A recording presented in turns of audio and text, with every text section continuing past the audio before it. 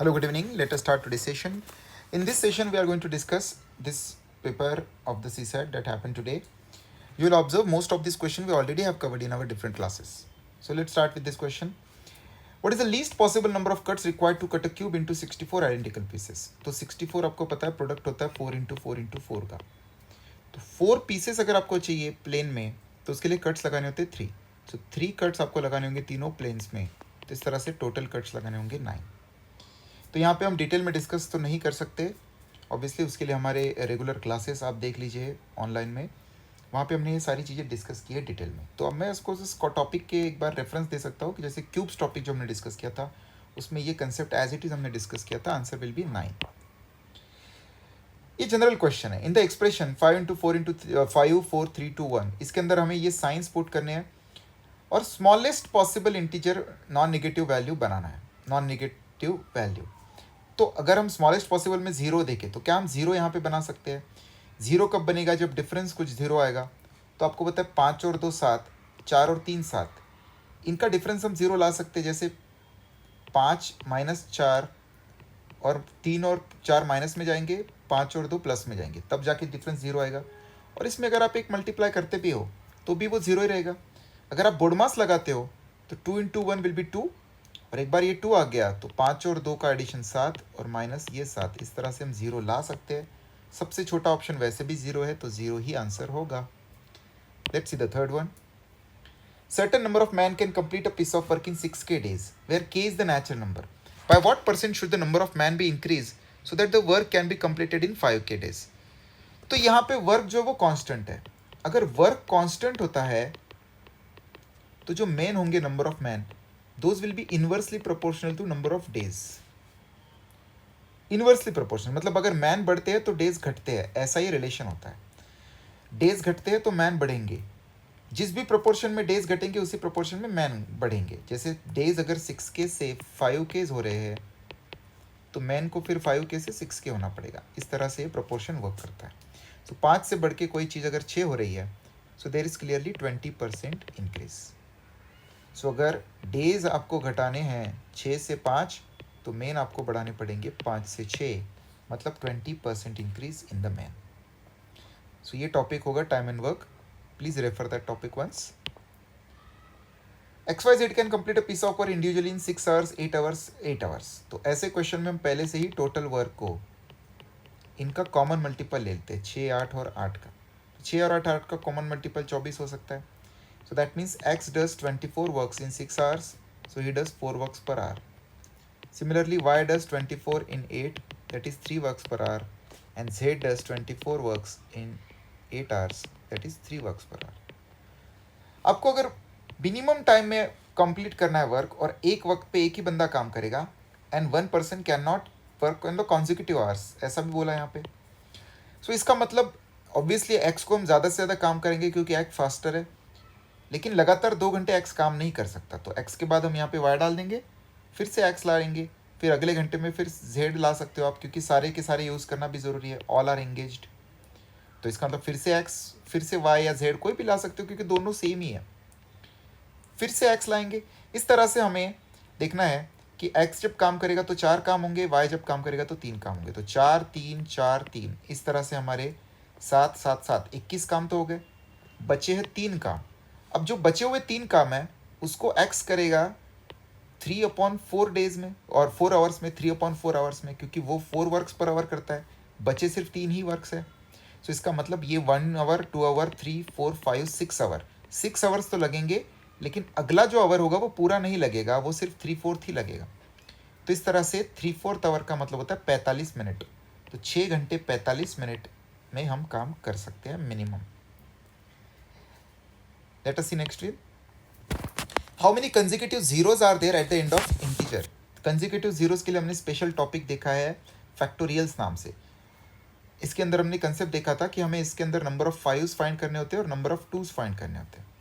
2s अबैंडेंस में ही रहेंगे. अगर आप ऑब्जर्व करो एक क्वेश्चन को तो 2s, क्योंकि every second number is multiple of 2, so 2s will definitely be in abundance. We just have to find the number of 5s. अब नंबर ऑफ 5s कैसे फाइंड करें? यहाँ पे फैक्टोरियल वाला क्वेश्चन नहीं है एग्जैक्टली, तो हमें मैन्युअली करना पड़ेगा. 5 की पावर पहले तो होगी 10, क्योंकि पावर डबल है इनके, तो पहला जो 5 होगा उसकी पावर होगी 10, उसके बाद होगा 10 उसकी पावर होगी 20, उसके बाद होगा 15 उसकी पावर होगी 30, उसके बाद होगा 20 उसकी पावर होगी 40, और उसके बाद है 25 इसकी पावर है 50। तो इसमें कितने 5 है? ये तो 5 की पावर 10 है ही। 10 का मतलब होता है 5 इंटू 2, तो इसमें 5 की पावर और 20 आ गई। 15 होता है 5 इंटू 3, तो 5 की पावर इसमें और 30 आ गई। 20 होता है 5 इंटू 4, तो इसमें 5 की पावर और 40 आ गई। और 25 ऑलरेडी 5 का स्क्वायर होता है, तो इट्स लाइक 5 स्क्वायर का 50 पावर, मतलब 2 इंटू 50, टोटल 100 हो जाएंगे। सो टोटल जो 5 की पावर होगी वो होगी 10 plus 20 plus 30 plus 40 100 plus 100, that is 200। So we have 5 power as 200। 2 की एज ए सेड इसी तरह से आप देखोगे तो बहुत अबेंडेंस में होगी। इवन आप अगर इसके जस्ट पहले वाला कोई देखते हो, जैसे 16 भी देख लेते हो आप, 16 की पावर 32 भी अगर आप कंसिडर करते हो तो 16 ऑलरेडी 2 की पावर 4 होता है। तो 2 की पावर 4 की पावर 32 में ही 2 की पावर 128 आ गई, तो 128 तो सिर्फ आपको 16 से मिले। ऐसे ही 8 से मिलेंगे, 4 से मिलेंगे, 24 से, हर नंबर से आपको बहुत सारे 2s मिलेंगे, 200 से तो बहुत ज़्यादा मिलेंगे। तो ऐसे केस में फिर हमें सिर्फ वो ही देखना होता है जो क्रिटिकल है, मतलब लेसर इन नंबर है। तो लेसर इन नंबर क्योंकि 5 है, तो जितने 5 उतने जीरोस बनेंगे, मतलब 200 जीरोस बनेंगे। So for this please refer our topic factorials. ये हमने ऐसे ही डिस्कस किए क्वेश्चंस वहाँ पे। On January 1st 2023 a person saved 1 rupee. On 2nd January he saved 2 more than the previous day. मतलब पहले दिन 1, दूसरे दिन 3, फिर अगले दिन और 2 ज़्यादा, मतलब 5, उसके अगले दिन और 2 ज़्यादा, मतलब 7। इस तरह से at the end of which date his total saving will be perfect square.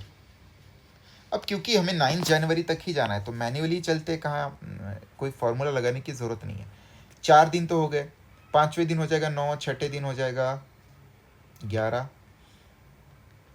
तो 6 दिन का टोटल आप देखोगे तो ये है 12 प्लस 12 प्लस 12 36। 36 परफेक्ट स्क्वायर तो, लेकिन क्यूब नहीं है, तो एक और दिन ऐड कर लेते हैं। ऑप्शन में 7 है तो 7 के लिए 13 ऐड करेंगे। 36 और 13 हो जाएगा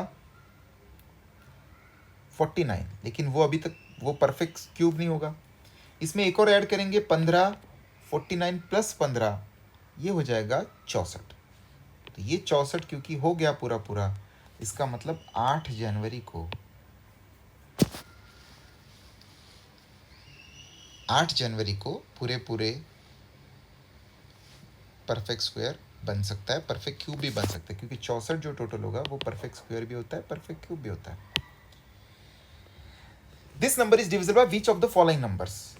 तो देखिए काफ़ी ऑब्वियस है कि ये नंबर एक इवन नंबर होगा और ये नंबर एक ऑड नंबर होगा। हमने देखा है इवन की power anything is even, odd की पावर एनीथिंग इज ऑड, तो even plus odd will be odd. So अगर ये नंबर ऑलरेडी ऑड नंबर है तो इसको 2 तो डिवाइड नहीं कर सकता, तो इसका मतलब ये ऑप्शन तो हो नहीं सकता, ये ऑप्शन भी नहीं हो सकता और ये ऑप्शन भी नहीं हो सकता, क्योंकि इन तीनों में 2 का जिक्र है। तो बचता जो ऑप्शन है वही फिर आपका आंसर होगा। तो आप तो ऐसे ही मार्क करके आगे बढ़ सकते हो, बट अदरवाइज आपको प्रूफ चाहिए ही। तो देखिए 2 को भी 3 डिवाइड करता है, इसकी डिविजिबिलिटी टेस्ट आप देख सकते हो। 3 को भी 3 डिवाइड करता है, और 3 भी करता है और 37 भी करता है, क्योंकि 37 का थर्ड मल्टीपल होता है 111।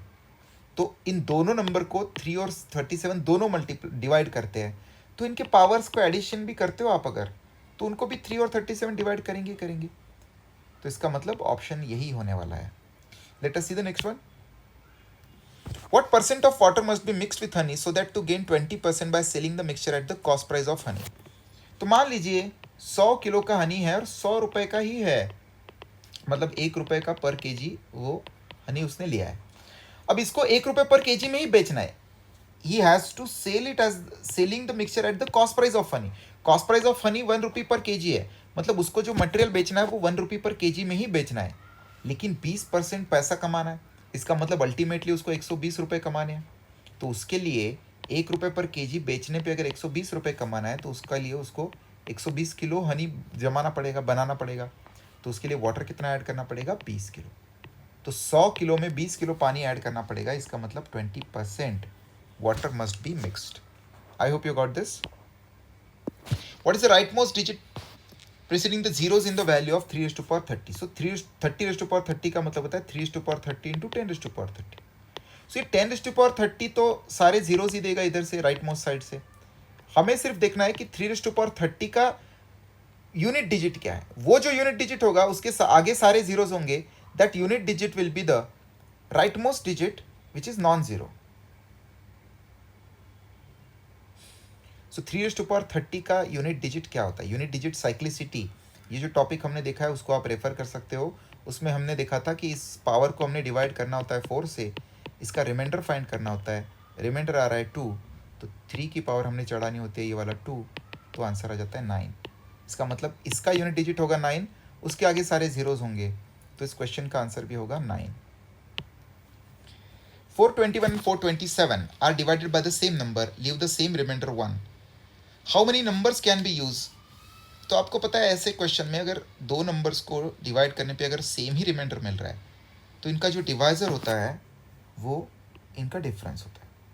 इनका डिफरेंस 427 और 421 के बीच का डिफरेंस है 6. तो 6 से डिवाइड करोगे 421 को तो 420 डिवाइड हो जाता है, एक रिमाइंडर बचता है. और 427 को डिवाइड करोगे तो भी एक ही रिमाइंडर बचेगा, क्योंकि 420 होता है मतलब 426 भी डिवाइड होगा और एक रिमाइंडर बचेगा. तो 6 तो नंबर होगा ही, लेकिन 6 के बाकी फैक्टर्स भी होंगे जो एक से बड़े हैं, क्योंकि रिमाइंडर एक है मतलब डिवाइजर एक नहीं हो सकता. तो एक से बड़े वाले सारे फैक्टर्स 6 के, तो 6 के फैक्टर्स होते हैं 2, 3 और 6. तो ये 3 फैक्टर्स होते हैं 6 के एक से बड़े. तो ये तीनों के तीनों नंबर्स 420 को डिवाइड करते हैं और 426 को भी डिवाइड करते हैं, क्योंकि 6 करता है मतलब 3 और 2 तो करेंगे. और दैट मीन्स 427 और 421 दोनों ही केस में वो एक एक एक्स्ट्रा देंगे, रिमाइंडर देंगे. इसका मतलब ऐसे 3 नंबर्स हैं हमारे पास, 3 डिवाइजर्स. आगे बढ़ते हैं. Can x contains 399 litre petrol, y contains 532 litres of diesel. तो ऐसा एग्जैक्ट क्वेश्चन हमने अपने HCF LCM क्लासेस में किया है. हमने देखा था ऐसे क्वेश्चन के लिए हमने निकालना होता है इनका HCF निकालने के लिए हमने मेथड्स देखे थे. इनका प्राइम फैक्टर्स फॉर्म आपको देखना होता है. तो this clearly is 3 into 133, that means 3 into 7 into 19. ये हो गया इसका प्राइम फैक्टर्स फॉर्म. 532 का प्राइम फैक्टर्स फॉर्म हो जाएगा, इसको हम डिवाइड कर सकते हैं अगर 2 से, तो 2 के लिए हो जाएगा ये 2 times 6 times 6 times, that means 2 into 133. So that means 2 square into 132 होता है 7 इंटू 19. तो HCF निकालने के लिए हम सिर्फ कॉमन प्राइम इकट्ठा करते, तो कॉमन 7 है और 19 है. सो दैट मीन्स इनका HCF होगा 7 इंटू 19. तो ये जो HCF है उस साइजेस की बॉटल्स हमें लगेंगी, उस साइजेस की. तो HCF क्योंकि ऐसा नंबर है जो दोनों को डिवाइड करता है, तो ऐसा ही बॉटल की साइज हो सकती है जो दोनों को डिवाइड करे. हम 10 लीटर की बॉटल्स नहीं ले सकते, क्योंकि 10 लीटर की बॉटल में आप 399 लीटर पूरा भर नहीं सकते, क्योंकि 10 उसको डिवाइड नहीं करता.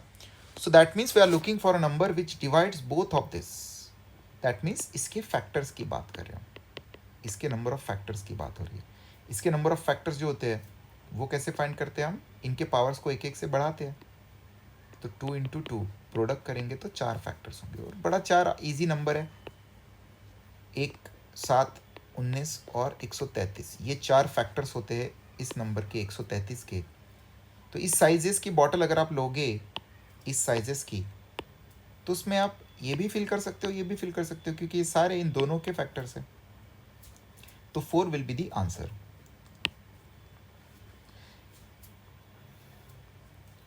Consider the following statements in respect to the sum where x, y, z are distinct prime numbers less than 10.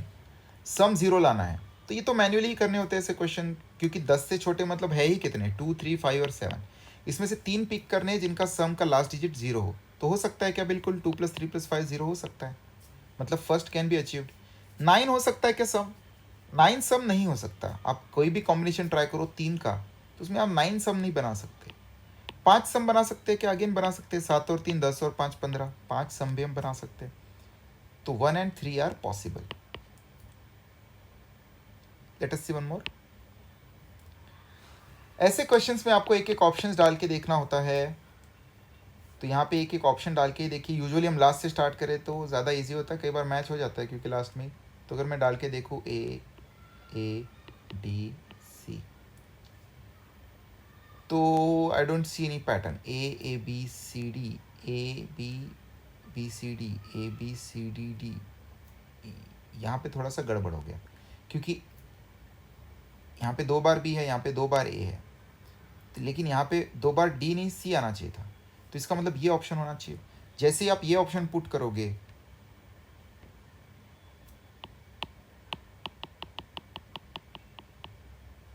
C option put करेंगे, जैसे ए सी और डी, तो देखिए आपको दिखेगा पहले ए है, फिर ए बी सी डी है, मतलब ए 2 बार है, तो इसलिए मैंने थोड़ा ऊपर लिखा उसको यहाँ तक। फिर यहाँ से यहाँ तक देखिए ए 1 बार है, फिर बी 2 बार है, फिर से सी डी है। फिर यहाँ से यहाँ तक देखिए ए 1 बार है, बी 1 बार है, सी 2 बार है, और फिर डी है। और फिर यहाँ से यहाँ तक A B C D D. तो ऐसे क्वेश्चन तो क्या लगे तो लगे, ना तो आप छोड़ भी सकते हो। ऐसे क्वेश्चन के कोई मायने नहीं होते, कोई चेक नहीं होता हमारा उसमें skills. Next, 2 persons P and Q enter into business. P puts 14,000 more than Q. So इनके इन्वेस्टमेंट्स और ड्यूरेशंस है 8 और 10। तो अगर इसका इन्वेस्टमेंट x है, तो इसका इन्वेस्टमेंट होगा x प्लस 14,000। इसके मैंने है 10, इसके मैंने है 8, इसके मैंने है 10। तो आपको पता है जो प्रॉफिट डिवाइड होता है वो इस रेशो में होता है। P's share is 400 more than Q's share out of the total profit of 2000। सो 2000 को अगर आप पहले आधा आधा दे दो दोनों को, 1000, लेकिन P को 400 रुपये ज़्यादा मिले, तो इससे 200 कम करके अगर आप इसमें डाल दो, मतलब 1200 और 800 कर दो, तो 400 का डिफरेंस क्रिएट हो जाएगा, क्योंकि आपने इसको 200 से घटाया, इसको 200 से बढ़ाया, तो टोटल 400 का डिफरेंस क्रिएट हो जाएगा। इसका मतलब 1200 और 1800 इनको रुपए मिल रहे हैं P और Q को।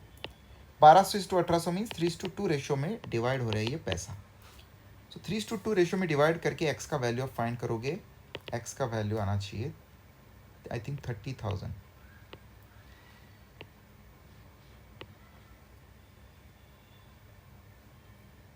आएगा, देख लेते एक बार टक्स में। 16 × 14 224।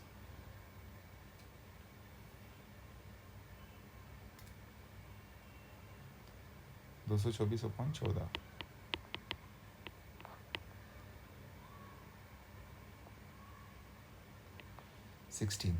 प्लस 14 30, बिल्कुल। x का वैल्यू आएगा 16,000 और x प्लस 14,000 का वैल्यू आ जाएगा 30,000। P का जो कंट्रीब्यूशन होगा वो होगा 30,000। P salary 20% lower than Q salary which is 20% lower than R salary. तो R की सैलरी अगर 100 मान लेते हैं, तो Q की सैलरी इससे 20% कम, मतलब 80। P की सैलरी इससे 20% कम, इसका 20% होता है 16, इससे 16 कम मतलब 64। तो वी आर सेड कि R की सैलरी P से कितनी परसेंट ज़्यादा है, ये इससे 36 ज़्यादा है, तो 36 ज़्यादा है 64 से। अगर हम 4 से डिवाइड करेंगे तो 9/16, 9/16 का फ्रैक्शन वैल्यू होता है 56.25%। या तो आप निकाल लो इस बार, नहीं पता तो, लेकिन ये पता होना चाहिए। 9/16 is 56.25%। A number is mistakenly divided by 4 instead of multiplying it by 4. What is the percentage change in the result due to this mistake? तो अगर नंबर पहले x था तो उसको 4 से मल्टीप्लाई करना चाहिए था, लेकिन 4 से डिवाइड कर दिया, तो परसेंट चेंज कितना हुआ? परसेंट चेंज का मतलब होता है एक्चुअल से जो गलत नंबर है वो कितना परसेंट चेंज हो रहा है। तो ये x कैंसिल हो जाएगा, 4 × 4 16। तो मतलब आंसर अगर 16 आने वाला था तो अभी 1 आ रहा है आंसर, ये मतलब हुआ इसका। तो कितना परसेंट चेंज हुआ? तो 15 का चेंज हुआ है 16 के ऊपर। इसका मतलब 93 पॉइंट, ऑप्शन देख के पता चल जाता है कि बहुत बड़ा ये परसेंट होगा, तो 93.75% will be the answer. In an examination 80% pass in English. तो ये क्लियरली ऐसे क्वेश्चन बहुत किए हमने प्रैक्टिस में, हर साल ऐसे क्वेश्चन आते हैं टिपिकल वाले, और ये एज इट इज़ ही होते हैं। 2-3 क्वेश्चन कर ले तो आपको आइडिया आ जाता है ऐसे क्वेश्चंस का। इंग्लिश 80% लोग पास करते हैं, तो इस सर्कल में 80 लोग आएंगे। In this circle we are going to put 70 people. 15 people failed in both, that means 15 people will be out of both the circles. So let's say if I put x here, x is the number of students who passed in both subject. So this will be 70 minus x. So even know the entire total should be 100. So this entire 80 plus this 70 minus x plus 15 should be equal to 100. So 80 plus 70 minus x plus 15 should be equal to 100. If you solve this, x will come out to be 65. So if x is 65, this here will be 5, and this here will be 80 minus 65, that is 15. So how many, what is the percent of the students who failed in only one subject? So these are the students who failed in only Hindi, and these are the students who failed in only English. So total 20% people failed in one subject only. Let's see next one. Father said to son, "N years back I was as old as you are now." This question we had taken in our, I think, equation session, something like that. Father and son. Let's say the present ages are X years and Y years. He says, "N years back I was as old as you are now." That means there was a time when I was Y years old. My present age is 4 times of your age N years back. So N years ago, when father was as old as son is now, son was 1/4 of the father, because father present is 4 times of son. Also they say the sum of the present age of both is 130. That means x plus y is equal to 130. We know in case of ages, the difference is constant. Whatever the difference between father and son is, that should be the difference N years ago as well. That means x minus y should be equal to y minus x by 4. So that will get us 5x by 4 is equal to 2y. So either you can eliminate this or you can take the ratio of theirs. So obviously ratio we prefer, because ratio is interesting concept. So x is to y should be 8 is to 5. That means you have to divide this number into the ratio 8 is to 5. So easily 8 is to 5 when you divide, it is 80 and 50. So that means the difference between theirs will be 30.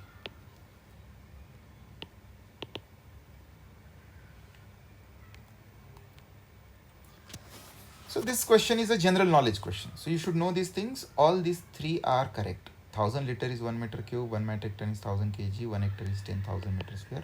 All these three are correct. X be a 2-digit number and y be another 2-digit number formed by interchanging the digits of x. If x plus y is the greatest 2-digit number is 99. So if x is equal to say AB, then y will be BA, reversing it. So AB we write it as 10A plus B. We have done this type of questions in our numbers topic and equations topic.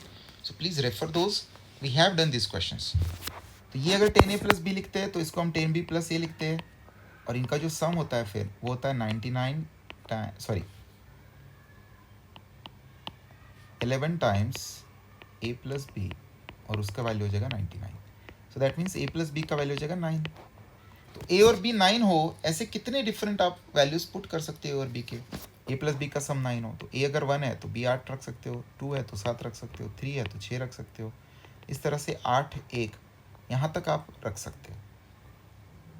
0 रख नहीं सकते क्योंकि A 0 होगा तो ये 2 digit number नहीं रहेगा. सो 1 से ही आपको स्टार्ट करना है. 1 से लेके 8 तक पूरे 8 सॉल्यूशंस पॉसिबल है.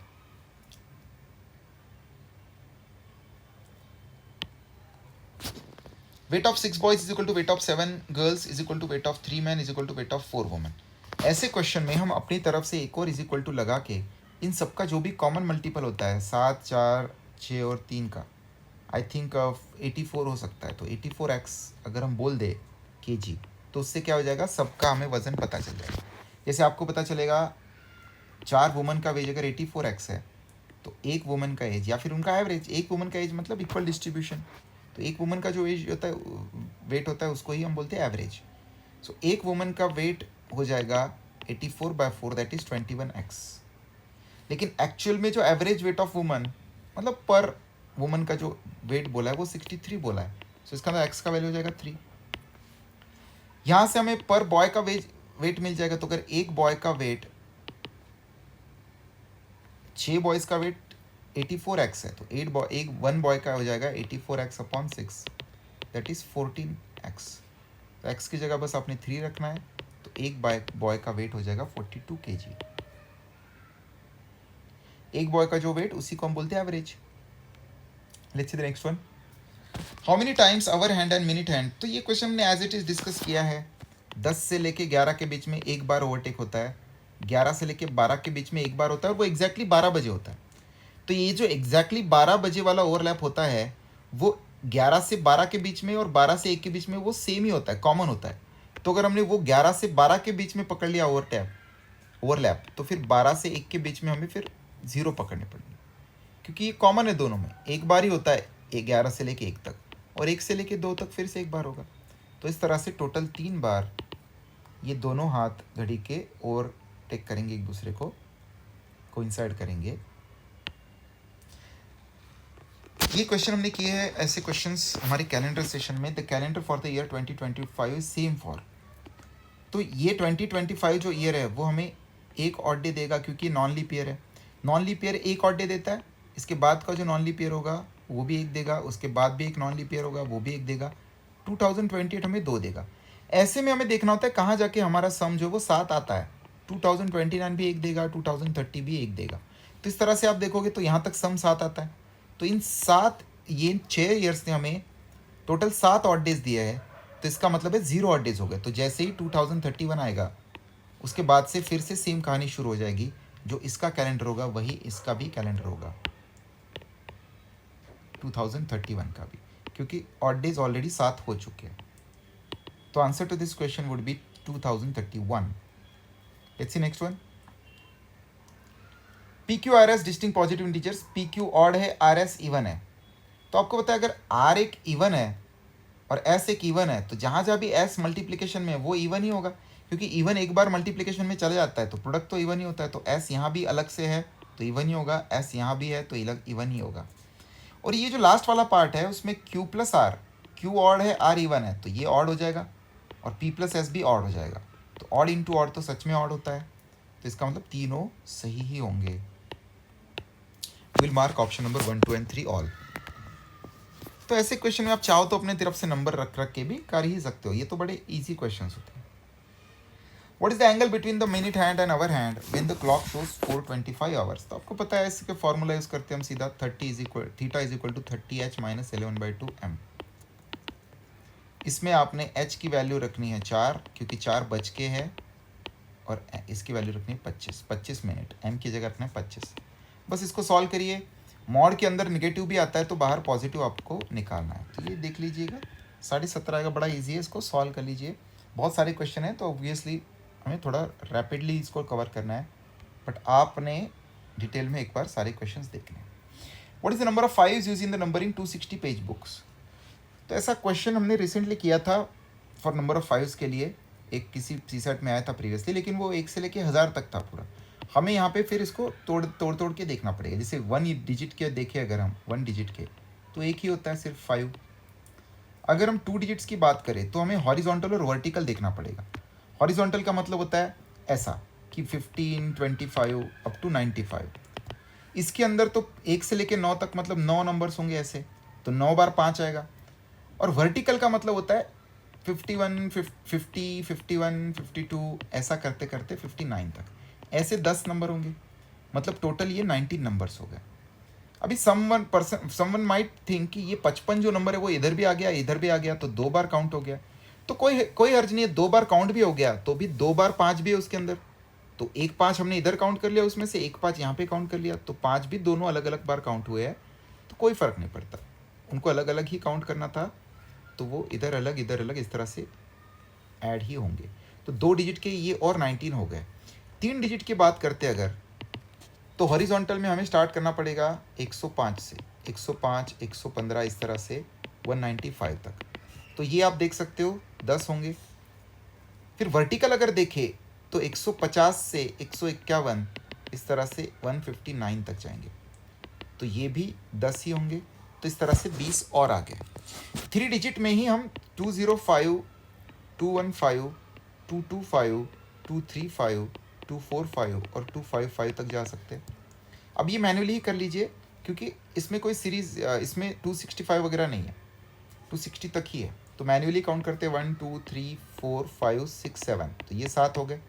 वर्टिकल में 250, 251, 252, 253, 254, अब मैं 255 काउंट नहीं कर रहा क्योंकि इसके दोनों हमने यहाँ पे काउंट कर लिए, तो मैं अभी सीधा 256 जाऊँगा, 257, 258, 259, तो इस तरह से 1, 2, 3, 4, 5, 6, 7, 8, 9 यहाँ से और आ गए, तो ये टोटल हो जाएंगे 20 और 40 और इतने, तो ये टोटल हो जाएंगे आई थिंक 56, 1, 2, 3, 4 5 6 7 8, 3 4 5 6 7 8, हाँ ठीक है, 256. What is the sum of first 28 terms of the following sequence? तो देखो ये सीक्वेंस क्या बोल रहा है, 1 + 1, ये पहला वाला 1 है सेपरेट, फिर 1 2 है, उल्टा देखना पड़ेगा आपको, 2 1 3 2 1 4 3 2 1 5 4 3 2 1, ऐसा उल्टा देखना पड़ेगा आपको. तो इसके लिए क्या कर सकते हैं हम, ये 1 को आप पहले तो साइड में कर दो, बाद में ऐड कर लेंगे इसको. तो हम ऐसा सोच सकते हैं, पहले 1 है प्लस 2 1 है, 2 + 1 है, प्लस 3 + 2 + 1 है, इस तरह से. तो ये 1 एक डिजिट होगा, उसका सम भी 1 होगा. ये अगले 2 डिजिट्स है जिनका सम होगा 1 + 2 दैट इज 3. अगले 3 डिजिट का सम हो जाएगा 6, इसमें आपने 3 ऐड करना है.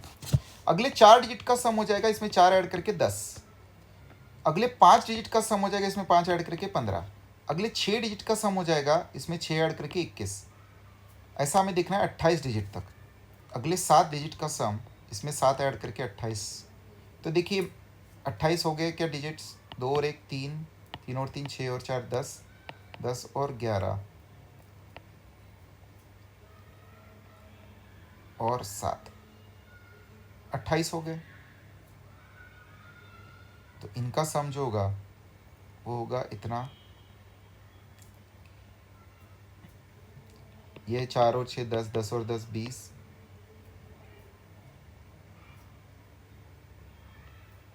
20 और 30 और 50 70 70 80 84, 84 इनका सम हो गया. तो देखिए आप बोलोगे ये वाला एक का क्या क्या, तो ये वाला एक आप सोच सकते हो कि जो 7 जो होंगे लास्ट के, 7 + 6 + 5 + 4 + 3 + 2 + 1, इसका जो लास्ट डिजिट होगा वो भी एक ही होगा. तो वही एक आप वही वो एक अगर आप अगर आप 28 की जगह आप यहाँ पे 27 लोगे, तो इसका मतलब आप ये वाला एक निकालोगे और वो पहला वाला एक ऐड करोगे, तो एक निकाल के एक ही ऐड करोगे. इसका मतलब सम तो 84 का 84 ही रहेगा. तो आंसर तो इसका 84 ही होगा. Person buys 3 articles PQR for 3330. ये तो ऐसे क्वेश्चन तो बड़े इजी होते हैं. P जो दिया है वो R के कंपैरिजन में दिया है, R जो दिया है वो Q के कंपैरिजन में दिया है. तो Q से स्टार्ट कर लेते हैं. Q मान लीजिए 100x का है, R is 20% more than Q, so that means R is 120x. P is 25% more, 25% more means 150x. इन सबको ऐड करते हैं तो 270x, 370x सॉरी, का वैल्यू है 3330. 0 0 कैंसिल, 37 के लिए होता है 3 9 टाइम्स, तो x का वैल्यू हो जाएगा 9. x का वैल्यू अगर 9 है तो what is the cost of p? 9 यहाँ पे डाल दीजिए, 1350 will be cost of p. Sum of 2 digit number AB and CD is 3 digit number 1CE. AB + CD is equal to आ रहा है 1CE. So what is the value of A आपको पूछा है. सो देखिए दोस्तों, अगर A का वैल्यू 8 भी होता, अगर क्योंकि ऑप्शन से अगर हम चले तो सबसे बड़ा तो A का वैल्यू 9 ही हो सकता है, लेकिन अगर मान लो 8 भी होता तो देखिए इस एडिशन से कैरी तो सिर्फ 1 ही आना है मैक्सिमम. 2 तो कैरी आ नहीं सकता. 2 सिंगल डिजिट आप ऐड करते हो तो 9 + 9 भी ऐड करते हो तो 18, मतलब एक ही कैरी आ सकता है आगे. तो कैरी तो आगे एक ही आना है इनके एडिशन से. तो 8 में एक ऐड करोगे भी 9, तो 9 में अगर C ऐड करोगे तो C नहीं आ सकता. C का अगर C आ रहा है, इसका मतलब C में आप 10 ऐड करोगे तो ही लास्ट डिजिट C आ सकता है. इसका मतलब A और इस कैरी का सम 10 ही आना चाहिए, क्योंकि 10 + C में ही यूनिट डिजिट आपका C आएगा. और कैरी तो फिक्स है कि एक ही है, इसका मतलब A का वैल्यू फिक्स 9 ही होना चाहिए, ताकि 9 + 1 ही 10 बने, और 10 में C ऐड करोगे तो ही C आ सकता है. तो इस तरह से आंसर तो इसका 9 ही होगा. 9 से कम हो ही नहीं सकता A का वैल्यू. बाकी वैल्यूज हम फाइंड नहीं कर सकते, लेकिन A तो पक्का 9 है. 3 numbers x, y, z selected from the set of first 7 natural numbers such that x is greater than 2y greater than 3z. तो 7 ही नेचुरल नंबर है, तो x अगर बड़ा है तो x हम 7 से ही स्टार्ट कर सकते हैं. मान लीजिए x 7 है, तो 7 2y से बड़ा है, 3z से बड़ा है. तो बीच का नंबर हमको 2 का मल्टीपल देखना पड़ेगा. तो 2 का मल्टीपल 7 के नीचे 6 हो सकता है, तो 6 होता है 2 × 3, मतलब y को हमने 3 रखा है. अब 6 से छोटा नंबर हमें देखना पड़ेगा 3 का मल्टीपल, क्योंकि 3z मतलब 3 का मल्टीपल, तो 3 का मल्टीपल 3 ही होगा 6 से नीचे। 3 को हम सिर्फ 3 × 1 ही लिख सकते हैं, मतलब y का वैल्यू 3 और z का वैल्यू 1 और x का वैल्यू 7, ऐसे हम रख सकते हैं। साथ के साथ साथ ही अगर हम ये नंबर 2 का मल्टीपल मतलब 4 रखें, सो 2 × 2 भी रख सकते हो आप 4, तो ये फिर से 3, मतलब ऐसा भी हो सकता है। तो इसका मतलब हमने पहले x, y और z, पहले x का वैल्यू 7 रखा, z y का 3 रखा और z का 1 रखा, फिर ये 7 रखा, ये 2 रखा, ये 1 रखा। क्या और कोई कॉम्बिनेशन पॉसिबल है? क्या मैं यहाँ पे 6 रख सकता हूँ? 6 रखेंगे तो ये 4 हो जाएगा, क्योंकि 2 का पिछला मल्टीपल तो 4 ही होगा और ये फिर से 3 हो जाएगा। तो इसका मतलब x is 6, y is 2, z is 1, ऐसा भी चलेगा। 6 to 1 ऐसा भी चलेगा। इसका मतलब 3 ट्रिपलेट्स हम बना सकते हैं। एक और ट्रिपलेट बना सकते हैं क्या? 5 भी रख सकते हो आप, 5 4 3 भी रख सकते हो। तो इसका मतलब ये 4 से तो ज़्यादा है ही नहीं, तो इसका मतलब 4 और ट्रिपलेट्स पॉसिबल है।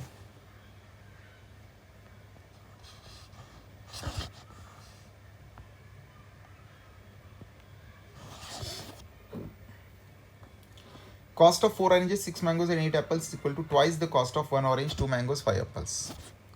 तो अगर ऑरेंज को x मान ले, मैंगोज को y मान ले और एप्पल को z मान ले, एक प्राइस को, तो इक्वेशन बनेगा 4x + 6y + 8z is equal to 2 times of x + 2y + 5z।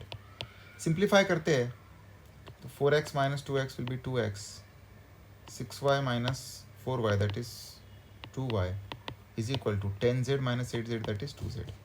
इसका मतलब x + y is equal to z, ये रिजल्टेंट आएगा।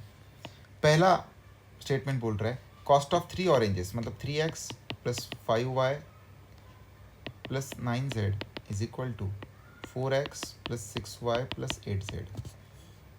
तो यहाँ से आपको मिलेगा 4x - x that is x + y is equal to z। तो बिल्कुल ये तो हमने बोला ही है, तो पहला बिल्कुल ट्रू होगा। Cost of 1 orange and 1 mango that means x + y is equal to 1 apple, तो ये भी बिल्कुल ट्रू होगा। तो ये दोनों के दोनों ट्रू है। So both 1 and 2 are the correct statements. 32⁵ + 2⁵27 is divisible by. तो इसके लिए अगर आप रिमाइंडर थ्योरम वगैरह सोचो तो ठीक है, लेकिन अगर आप लास्ट डिजिट देख लो सीधा ही, तो आपको पता है इसका लास्ट डिजिट तो 2 ही होता है। 2⁵ का मतलब लास्ट डिजिट तो होता है 2, और इसका लास्ट डिजिट 2⁻27, 27 का मतलब आपने पावर चढ़ानी है 3, क्योंकि 27 को 4 से डिवाइड करने पर रिमाइंडर आता है 3। इसका लास्ट डिजिट होगा 8, तो इसका लास्ट डिजिट है 2, इसका लास्ट डिजिट है 8, मतलब इस अल्टीमेट लास्ट डिजिट होगा 10। सो अगर अल्टीमेट लास्ट डिजिट 10 है तो ये नंबर 3 से डिवाइड तो होता ही होता है।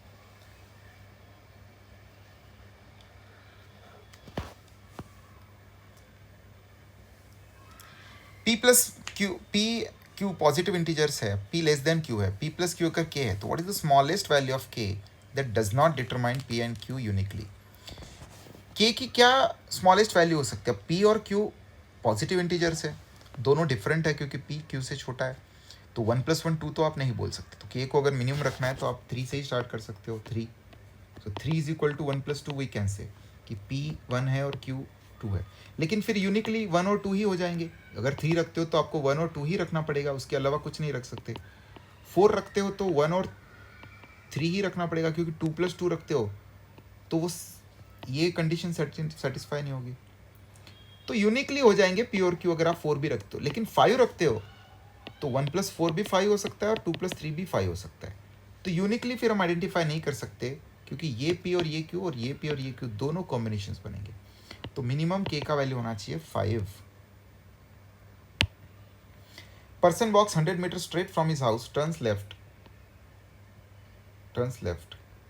वॉक्स 100,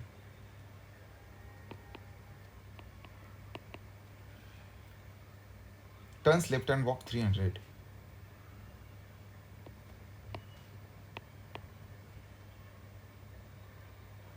Then turns right and walk 100 to reach the destination. In which direction he is walking initially from the house if his office is exactly north east to the north east direction.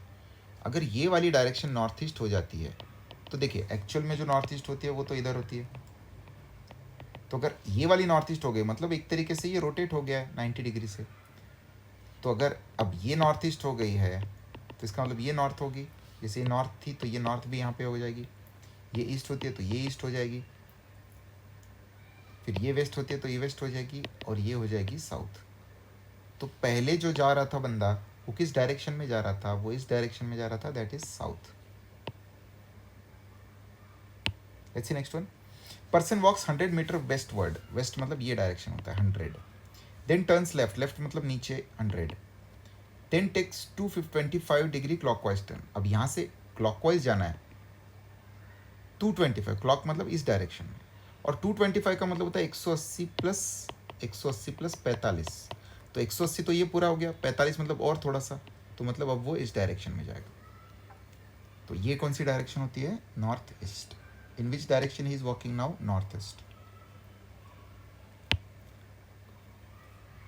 Statement is followed by the conclusions. India is the world's largest producer of milk. Conclusion 1. India is world largest exporter of milk. ये ज़रूरी है क्या, बिल्कुल भी नहीं है। Producer अगर है भी तो सारे अगर इधर ही पीते होंगे तो एक्सपोर्ट ही ज़्यादा हो, ये ज़रूरी नहीं है। India does not import milk, ये भी ज़रूरी नहीं है। अगर आमदनी 58 और खर्चा रुपया हो, मतलब अगर प्रोडक्शन 54 और कंजम्पशन 58 हो, तो फिर इम्पोर्ट भी तो करना ही पड़ेगा, चाहे जितना मर्जी प्रोडक्शन हो। तो ज़रूरी कुछ भी नहीं है इन दोनों में से, तो neither conclusion follows. What are the values of M N N where M N N are natural numbers. ऐसे क्वेश्चन के लिए थोड़ी प्रैक्टिस लगती है, तो एग्जाम में ऐसे क्वेश्चन तो मैं रिकमेंड करूँगा मत करो, छोड़ दो, कोई फ़र्क नहीं पड़ता, क्योंकि इसमें रिस्क होती है। अगर आपने वो केसेस मिस किए तो ऐसे क्वेश्चन फिर हम गलत कर सकते हैं। आपको बोला है कौन सा डेटा सफिशिएंट है टू आंसर द क्वेश्चन, तो आपको बोला है what are the values of M N N. Natural number है अगर एम है तो इनके वैल्यूज क्या होंगे। दो नंबर का सम उनके प्रोडक्ट से ज़्यादा होना चाहिए। सो नंबर का सम प्रोडक्ट से ज़्यादा ये तब कभी भी हो सकता है जहाँ जहाँ पे 1 भी इन्वॉल्व है। जैसे आप 3 और 1 लेते हो तो 3 इंटू 1 से 3 प्लस 1 ज़्यादा ही होगा, 4 इंटू 1 से 4 प्लस 1 ज़्यादा ही होगा। तो इस तरह से मल्टीपल चॉइसेस बन सकते हैं। तो ज़रूरी बिल्कुल भी नहीं है कि एम और एन फाइंड कर पाओ आप पहले स्टेटमेंट से। सिर्फ दूसरा स्टेटमेंट बोलते तो product of M into N is 24, तो प्रोडक्ट तो एम और एन का 24, 2 इंटू 12 भी हो सकता है, 1 इंटू 24, बहुत सारे हो सकते हैं।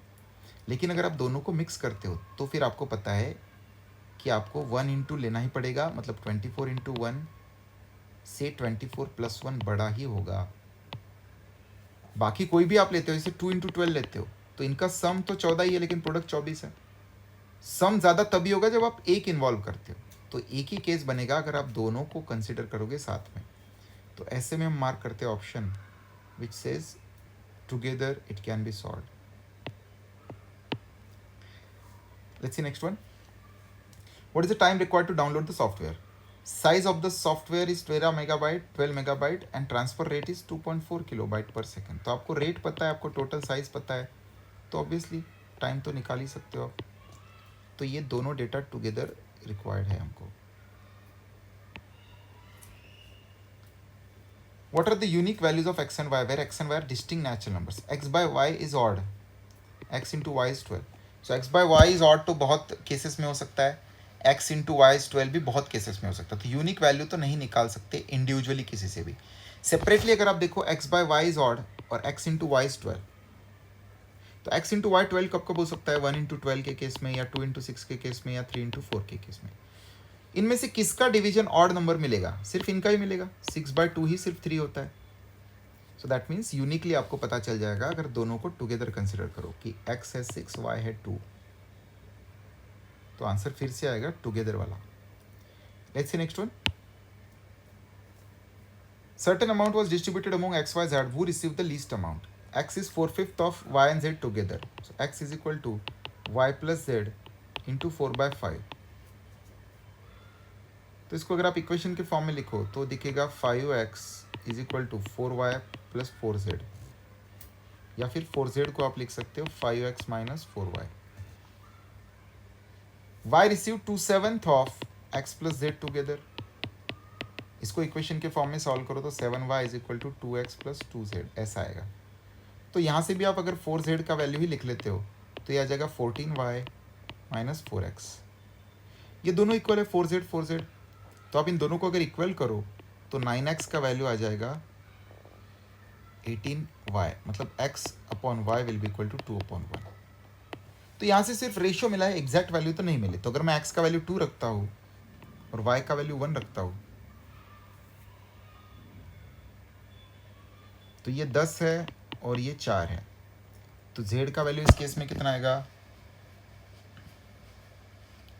6/4 मतलब 1.5। z का वैल्यू 1.5 आएगा।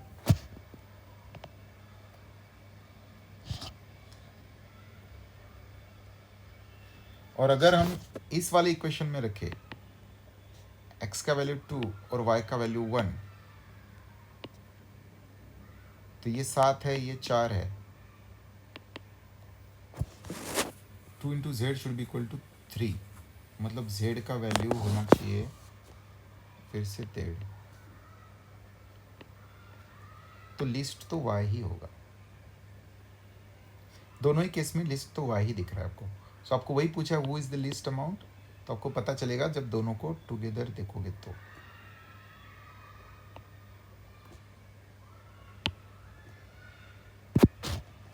The average marks in a class are 60। What is the number of students in the class. तो ये तो बड़ा इजी है। अगर एवरेज 60 है तो एक स्टूडेंट भी हो सकता है जिसके 60 मार्क्स हो। आगे बोला है the highest marks in the class are 70 and the lowest marks are 50। तो ऐसा भी हो सकता है कि 70, 60 और 50 3 स्टूडेंट है, ऐसा भी हो सकता है। तो पहले स्टेटमेंट से पता नहीं चलेगा। 70, 65, 60, 55 और 50 ऐसा भी हो सकता है, इनका भी एवरेज 60 ही होगा। तो पहले स्टेटमेंट से तो पता नहीं चलेगा।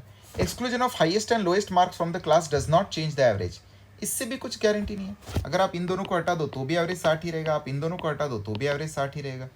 तो कोई भी गारंटी नहीं है। तो नंबर ऑफ स्टूडेंट्स हम दोनों की मदद से भी सॉल्व नहीं कर सकते। तो आंसर मार्क करेंगे ये can not be answered by using both statement together.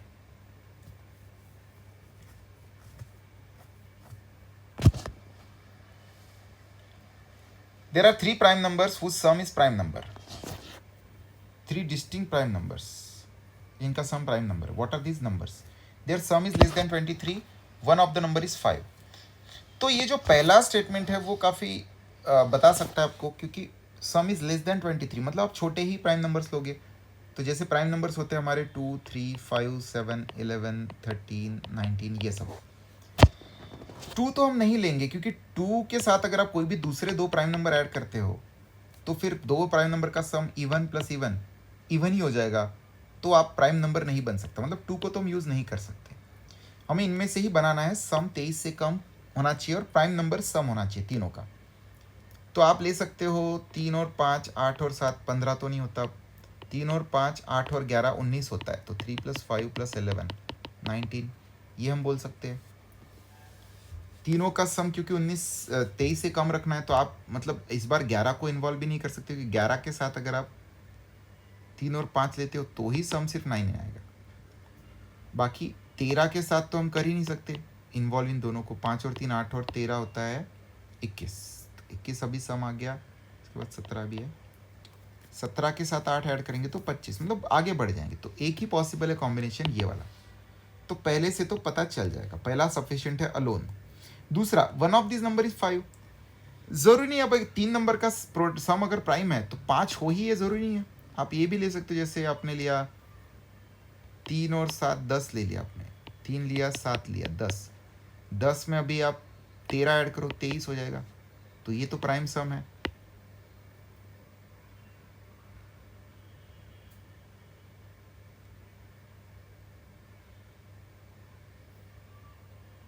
तो इसका मतलब है 5, one of the number is 5।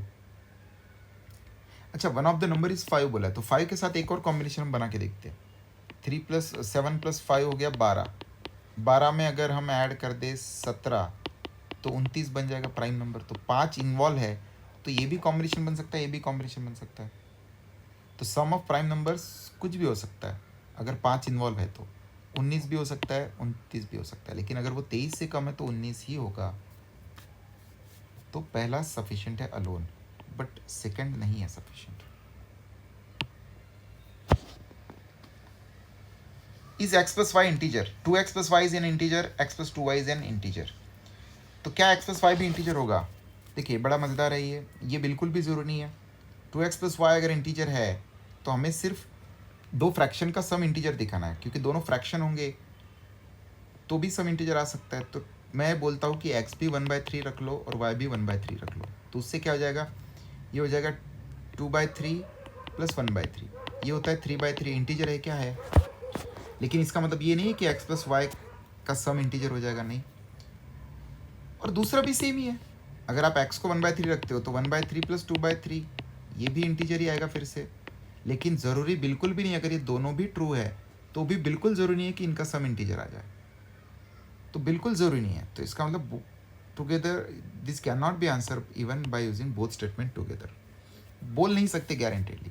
ऐसा भी हो सकता है या दोनों को अगर आप वैसे इंटीजर रख दो तब तो सम इंटीजर आ भी सकता है x और y का, तो आ भी सकता है और नहीं भी आ सकता, इसका मतलब can not be determined.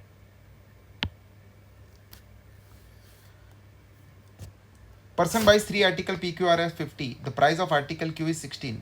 Which is the least? सबसे कम प्राइस अगर 16 है तो बाकी दोनों की प्राइस 34 हो जाएगी। तो 34 मतलब 17 प्लस 17 बोल सकते हो, लेकिन क्योंकि ऐसा कुछ नहीं कि इंटीजर ही है तो 17.5 और 16.5 और 17.5 ऐसा भी बोल सकते हो। तो मल्टीपल पॉसिबिलिटीज है। What is the price of article P? नहीं बोल सकते। 17 प्लस 17 भी हो सकता है या 17.5 प्लस 16.5 भी हो सकता है, तो कोई गारंटी नहीं। Cost of P is not more than that of R, ये भी ज़रूरी नहीं है कि यहाँ से पता चल जाए। नॉट मोर देन में भी 17 आ सकता है या 17.5 16.5 आ सकता है। और cost of R is not more than P में भी सेम ही चीज़ हो जाएगी, दोनों इक्वल भी हो सकते हैं या 17.5 16.5 भी हो सकता है। तो बिल्कुल भी नहीं बता सकते पी की। हाँ, लेकिन अगर दोनों को मिक्स किया कि ना पी आर से बड़ा है ना आर पी से बड़ा है, मतलब दोनों बराबर है, एक दूसरे के बराबर है, तो 17 ही होंगे, तब आप बता सकते हो कि पी जो है वो 17 है। मतलब दोनों को कंबाइन करके आप बता सकते हो। तो ऐसे हम मार्क करते हैं ऑप्शन नंबर ये, both statement together. P Q R S appear in test. Has P scored more marks than Q? Sum of the marks scored by P and Q is equal to the sum of marks scored by R and S.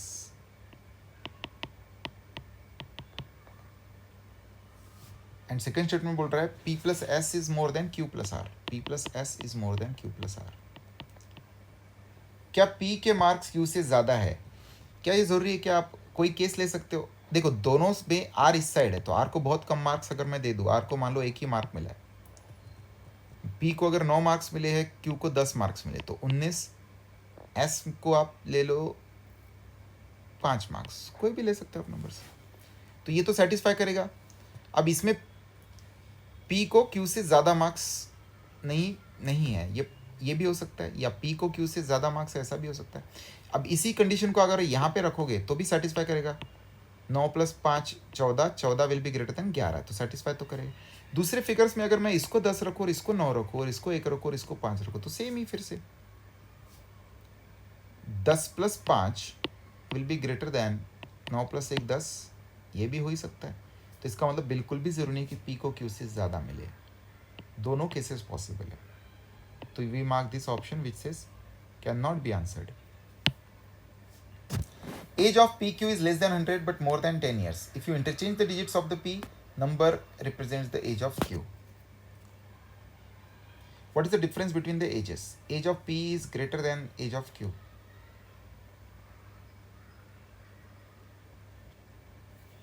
तो अगर हम मानते हैं P की जो as है वो AB है, तो Q की एज BA लेनी पड़ेगी। AB का मतलब होता है 10A + B और BA का मतलब होता है 10B + E। आपको बोला what is the difference between their ages. तो पहला जो स्टेटमेंट है age of P is greater than Q, इसकी हमें वैसे ज़रूरत नहीं है क्योंकि डिफरेंस ही पूछा है, कोई किससे बड़ा हो छोटा हो उससे फ़र्क नहीं पड़ता। तो बेसिकली हमें अगर A और B पता भी चल गए तो हम कर सकते हैं डिफरेंस। तो दूसरा स्टेटमेंट ही देखो सीधा, sum of the ages is 11 6 times their difference. तो इनका जो सम होता है वो होता है 11 times a plus B. This is 11/6 times their difference. इनका जो डिफरेंस होता है वो होता है 9a माइनस 9b। तो इसको अगर हम सॉल्व करें तो ये हो जाएगा 6a 9a minus 6 that is 3a is equal to 6b और 9b 15b। मतलब a अपॉन b का जो रेशो होगा वो होगा 5/1। तो 5/1 रेशो के साथ आप कौन से डिजिट यूज़ कर सकते हो, क्योंकि a और b सिंगल डिजिट्स है तो 1 और 5 ही आप यूज़ कर सकते हो। दूसरा मल्टीपल अगर आप 2 लोगे तो ये 10 नहीं पॉसिबल, क्योंकि a is a single digit. तो इसका मतलब a डेफिनेटली 5 है और ये डेफिनेटली 1 है। तो 51 और 15 यही नंबर्स पॉसिबल है। तो इसका मतलब हुआ कि डिफरेंस इनके बीच का 51 और 15 के बीच का हम फाइंड कर सकते हैं।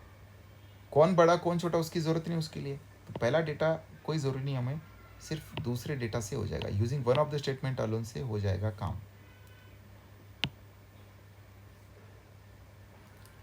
मेन स्टेटमेंट ये बड़ा इजी है। प्रदीप बिकम्स आइदर डायरेक्टर और अ प्रोड्यूसर। तो अगर डायरेक्टर हुआ तो इसका मतलब वो प्रोड्यूसर नहीं हुआ, और प्रोड्यूसर हुआ इसका मतलब डायरेक्टर नहीं हुआ। तो कौन से कॉम्बिनेशन आप पिक कर सकते हो।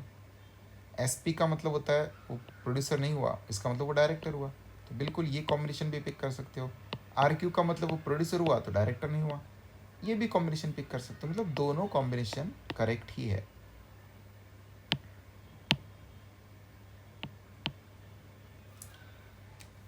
ए प्लस बी मीन्स ए माइनस बी, इस तरह से आपको रिप्लेस करना है। तो फटाफट रिप्लेस करते हैं। प्लस का मतलब हुआ माइनस, तो 10 माइनस 30।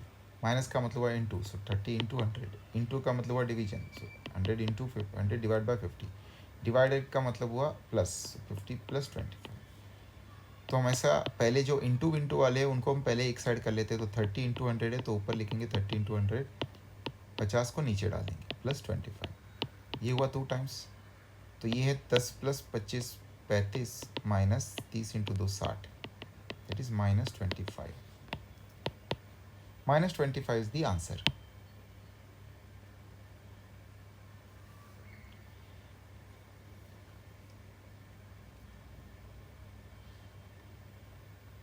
एस का मतलब हुआ नॉट लेस देन, मतलब 2x is greater than equal to 3y। 3x T का मतलब हुआ equal to 3x is equal to 4z। अगर ये दोनों ट्रू है सो 9y विल बी पी का मतलब हुआ greater than, 9y will be greater than 8z। क्या ये ज़रूरी है 9y ग्रेटर देन 8z ही होगा? अगर ये सब है तो यहाँ पे आप z का वैल्यू 3 रख दीजिए तो x का वैल्यू 4 आ जाएगा। x का वैल्यू 4 है तो ये 8 है। 8 is greater than 3 into Y.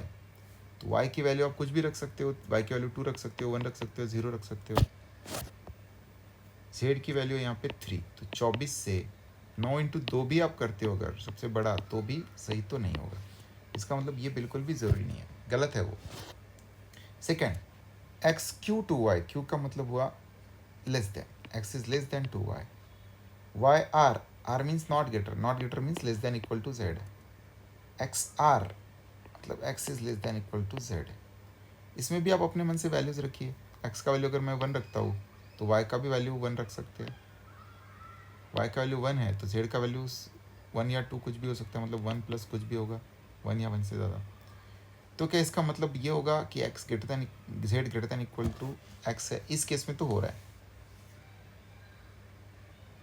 लेकिन अगर मैं y का वैल्यू रख दूँ यहाँ पे तो a का वैल्यू रख दूँ 3, सो 3 is less than 2y। Yes, y का वैल्यू हमने रखा है 2 और z का वैल्यू अगर मैं रखूँ 2 तो क्या ज़रूरी है 2 ग्रेटर देन इक्वल टू 3 हो? नहीं।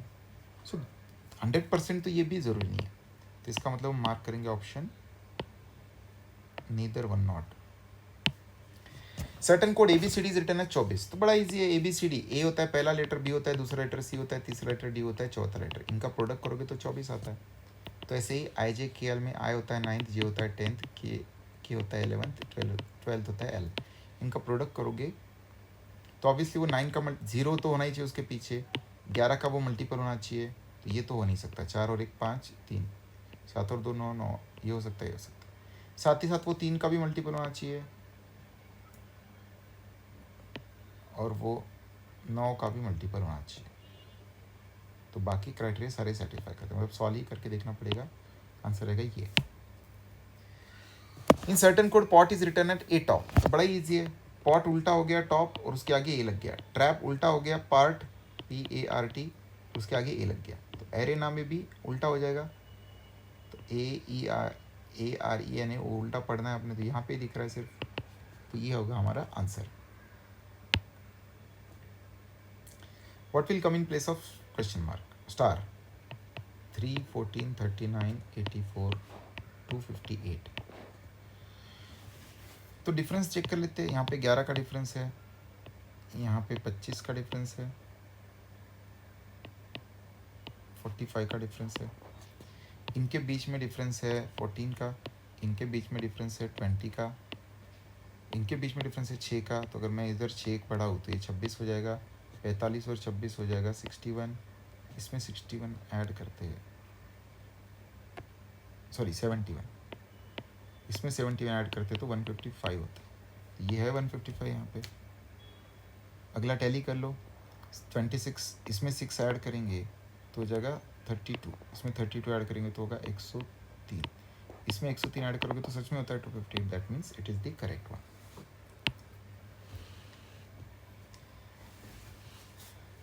Some code letters PQRST represent the numbers 4, 5, 10, 12, 15.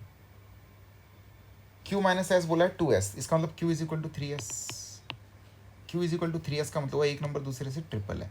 तो ट्रिपल है तो यहाँ पे ट्रिपल वाले पेयर 5 और 15 भी है, 4 और 12 भी है। तो इसका मतलब s इज इक्वल टू 4 होगा तो Q इज इक्वल टू 12 होगा। s इज इक्वल टू 5 होगा तो Q इज इक्वल टू 15। दोनों वैल्यूज पॉसिबल हो गए।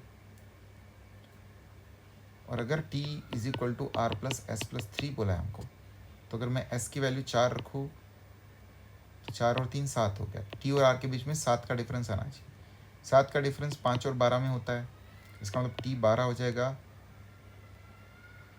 और r हो जाएगा 5। तो अगर पहला केस लेते हैं तो p का वैल्यू होना चाहिए, फिर बचा हुआ जो है वो 12 तो चला गया, 5 चला गया, 4 चला गया। अच्छा कॉन्ट्राडिक्शन है यहाँ पे, 12 हमने इसको भी दिया था, इसको भी 12।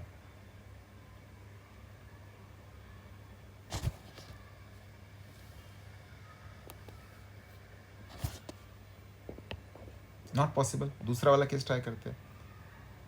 एस का वैल्यू अगर मैं 5 रखूँ तो 5 और 3 8, 8 का डिफरेंस होता है 4 और 12 में। तो इसका मतलब आर की वैल्यू 4 और टी की वैल्यू 12 हो सकती है। तो यहाँ पे 4 चला गया, 12 चला गया टी को, 5 चला गया एस को, बचे 10 और 15 चला गया क्यू को, तो बचता है 10, मतलब पी का वैल्यू 10 ही होगा। तो पी तो 10 फिक्स है, आर भी 5 आर ही हो सकता है और टी भी 12 ही हो सकता है। तो 10 प्लस 4 14 माइनस 12 2 ही होगा आंसर इसका।